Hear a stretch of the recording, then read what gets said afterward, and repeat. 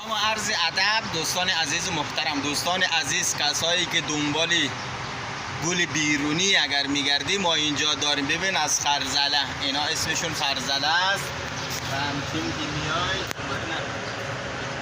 که میای نگاه کن دوستان عزیز، اینا همه گلای خرزله است و بسیار قشنگ و در حال گل باز کردن هم هست.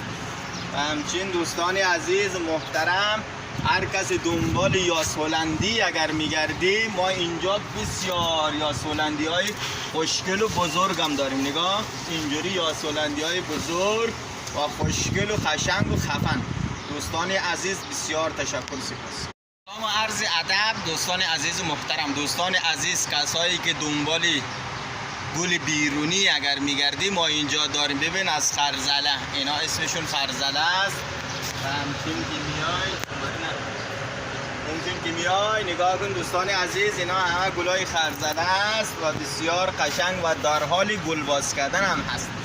و همچین دوستان عزیز محترم، هر کس دنبال یاس هلندی اگر میگردی ما اینجا بسیار یاس هلندی های خوشگل و بزرگ هم داریم. نگاه اینجوری یاس هلندی های بزرگ و خوشگل و قشنگ و خفن. دوستان عزیز بسیار تشکر، سپاس.